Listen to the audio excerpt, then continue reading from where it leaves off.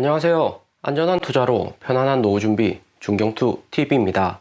네, 8월 3일 화요일입니다. 비트코인 39,200달러 마이너스 5.24% 잘 떨어지고 있죠. 이더리움 2,600달러 8월 4일 이더리움 호재가 있다고 해도 이미 선 반영된 부분이 있고 지분 증명이 현재 작업 증명에 비해서 리스크가 존재하기 때문에 부텔릭이 이번 업그레이드가 아닌 다음 업그레이드에서 지분 증명으로 한다고 이야기했죠. 좀 더 시장을 지켜보다가 지분 증명으로 바꾸겠다는 거고요. 그리고 현재 이렇게 진하게 비트코인 빨간색 나오면 우리 중경투 가족분들 슬슬 현금을 준비하셔야겠고요. 주말 동안 길고 긴 타이밍 이제는 드디어 나오는 겁니다. 주말에 비트코인 42,000달러 개미 꼬시기 당하신 분 우리 중경투 가족은 없어야 됩니다. 이런 장에서 마이너스 5% 나오면 큰일 나죠. 거래량 적고 중고수들 남아서 판 움직이는 코인 시장이기 때문에 주말에 꼬시기 당했다면 쉽게 복구하기가 어렵고요. 반드시 중경투TV가 사지 마라 관망하고 있어라고 하면 관망하셔야 됩니다. 거래량이 현재 이렇게 낮은데 비트코인 42,000달러 정말 이해하기 힘든 가격이고요. 계속 말씀드렸죠. 8월 4일 이번 이더리움 런던 업그레이드가 있기는 하지만 주말에 미국 중국 증시가 안 열리고 검증이 안 되니까 온갖 방법 다 동원해서 세력들이 개미 꼬시기 했었죠. 7월 26일 아마존 루머에 이어서 사우디 아람코 글로벌 시총 1등 석유회사가 또 코인 채굴을 한다 루머가 나왔고 월요일 낮에 아람코에서 사실 무근이다 루머라고 이야기를 했습니다. 코인은 2018년부터 계속해서 루머와 개미 꼬시기가 팽배하고요. 개미 꼬시기에만 안 당해도 돈을 쉽게 벌 수 있는 판입니다. 코인은 역사가 짧고 만들어지는 산업이기 때문에 코인 투자 1, 2년 하신 분들이 꼬시기 넘어가기가 너무 쉽고요.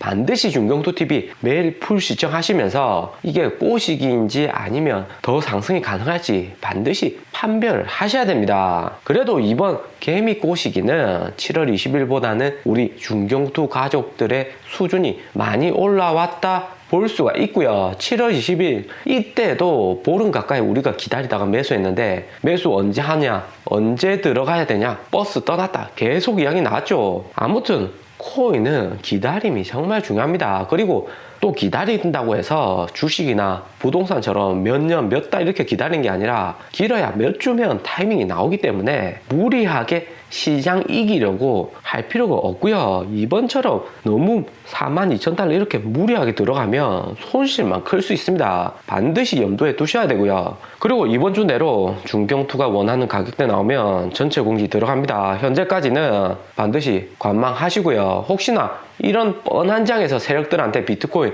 42,000달러에서 투자해가지고 손실 봤다 하시는 분들은 멤버십 가입도 해두시고 멘탈을 반드시 챙겨 두십시오. 장기로 꾸준히 가야지 수익 크게 얻는 게 코인입니다. 중경투가 알려주겠지. 중경투가 매수하라고 할 때까지는 절대 매수 안 할 거야. 이런 마음가짐이 가장 중요하고요. 조급해 하지 마시고 중경투하고 쭉 장기로 함께 가자고요. 세력들 이번에도 30,000달러 비트코인 매수해서 42,000달러 수익 실현 괜찮았죠. 그리고 앞으로 코인판 어떻게 될 것인가 이번 비트코인 42,000달러로 생각을 해보면 우리가 진행한 30,000달러 여기 부분이죠. 30,000달러 우리가 매수해서 멋지게 상승했고 이번에 돌연히 중국 증시 폭락으로 중국 자본이 재진입하면서 코인이 42,000달러까지 상승한 거였고요. 7월 27일 아마존 루머로 급등이 나오고 중국 자본까지 2연타 나오면서 상승은 했는데 다시 38,000달러까지 하락하면서 현재 상황이 백척간도 몹시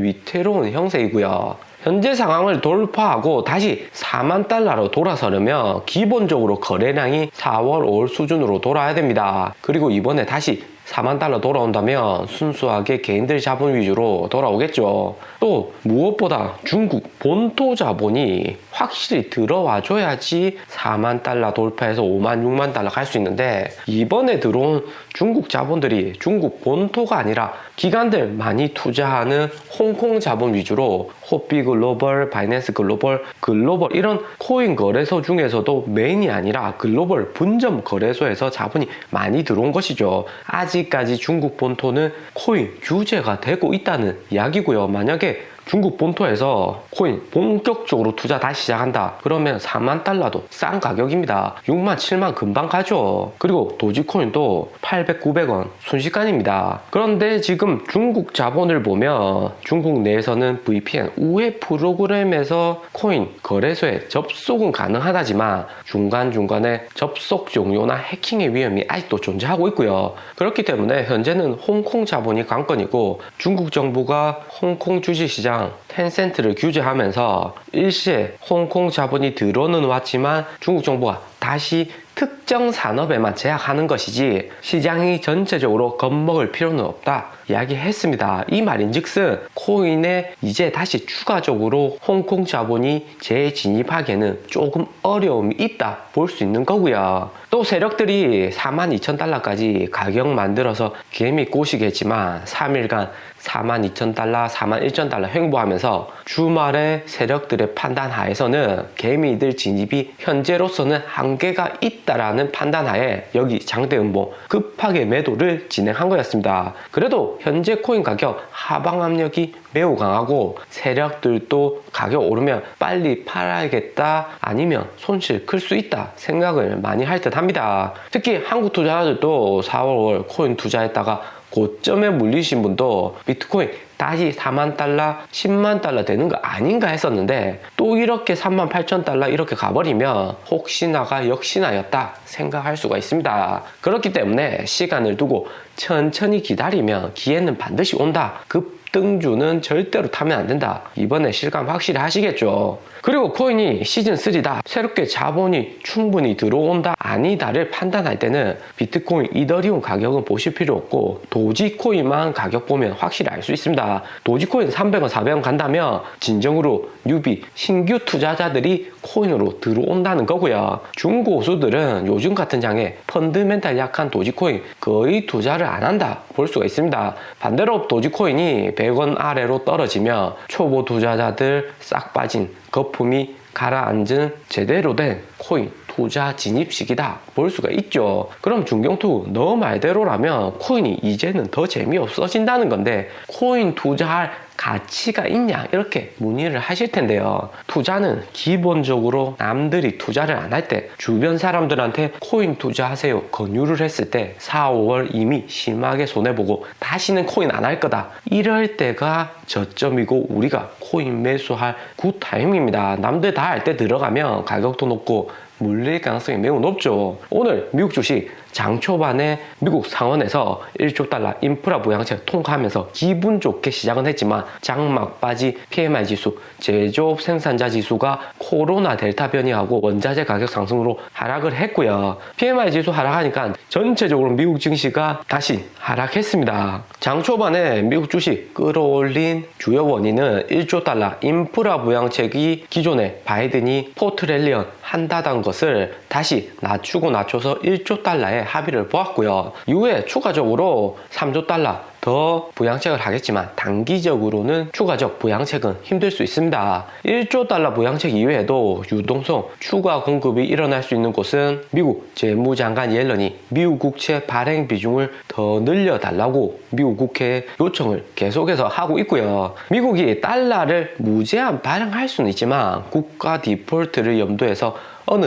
적정선까지 채권 발행을 미국 법으로 제한해 두고 있습니다. 이번 코로나 팬데믹으로 돈 쓸 때가 많아졌지만 한도가 제약이 있기 때문에 추가적으로 돈을 못 끌어다 쓰고 있는 거고요. 공화당에서 추가적으로 부채 한도를 늘려주지 않으면 미국 공무원 연금이나 의료 혜택 기금이 투자가 중단될 수 있다는 논리죠. 쉽게 말해서 재무부 옐런 장관이 카드 한도를 늘려달라고 미국 국회에 요청을 하는 건데 카드 한도치를 안 늘려주면 미국 재무부에서는 미국 내 살림살이 비용이 늘어나고 대출 이자 못 갚으니까 디폴트가 나올 수 있다는 거죠. 채무 불이행 이자를 못 갚는다는 거죠. 아파트, 은행 대출 이자 쓰고 2달 못 갚으면 담보물건 경매로 넘어갑니다. 그러니까 연준이 채권을 매입하고 재무부는 채권을 찍어내지 못하니까 국채 금리는 다시 1.1%로 계속해서 낮아지고 있고요. 그리고 엘리자베스 워렌 상원 의원이 미국 재무부 옐런 장관에게 문건을 통해서 암호화폐에서 세금을 더 타이트하게 걷어야 된다 의견을 냈습니다. 미국 의회가 상하원으로 나눠졌는데 상원 의원이 말하는 것이 하원 의원보다 힘이 더 있죠.